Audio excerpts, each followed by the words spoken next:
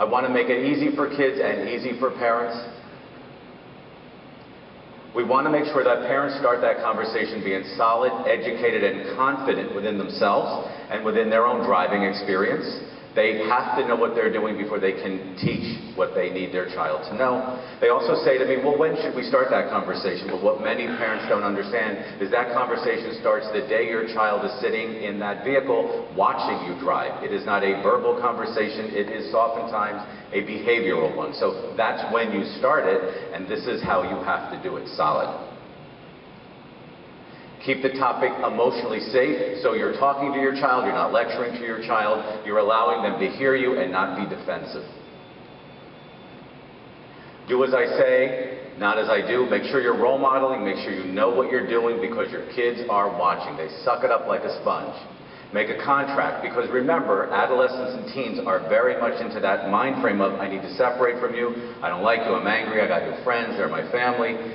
They need control, they need to separate. Best way to do it, put something down on paper, let them work with you, put that contract together, give it some clear direction and measurable outcomes, and they have control of what you expect from them when they drive. Random test driving instead of random drug testing. Take your child out or your teen for a random drive. Grab them off the TV, say, let's go out for a drive, and at the spur of the moment, see what they're capable of doing. Rehearse, rehearse, rehearse, because practice makes perfect. And remember, a skilled driver is what a safe driver is. Educate them, share reports and statistics and data. Let them see there are other teens out there who have had bad outcomes. Let them know the probabilities of crashes and all of those kinds of things. You don't want to scare them, you just want to educate them.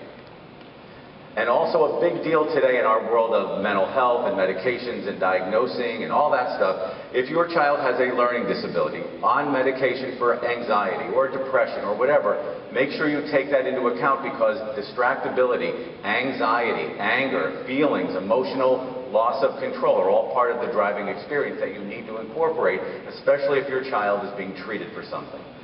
Also, when you offer your teen the sense of pride, take them to the garage, let them see what's under that hood, let them learn how to change a flat tire or what goes into that, how to find out help.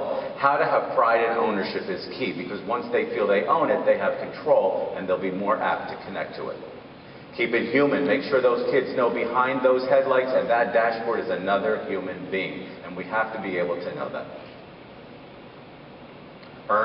Many teens will say to me, well, what do I need to do to get my parents to trust me? I tell them, you got to know yourself as a teen and trust yourself as a teen and a person, and then your parents will feel that confidence and trust you as well. So they've got to know themselves and trust themselves, or else forget it. Also, I tell them, take your parents out for a random drive.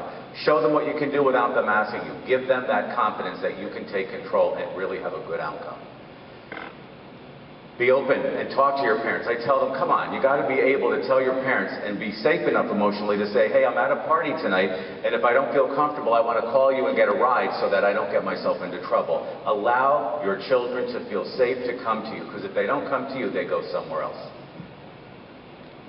And last, make sure that teen knows that your expectations of the child and the expectations of the parents, again, we're back to that contract where everybody knows what's expected. Distractibility, texting, all of those kinds of things that can get a teen in trouble are the things you want to be able to really document for them to be able to understand and to be able to know what you expect so that they can get the best out of their driving experience. Thank you.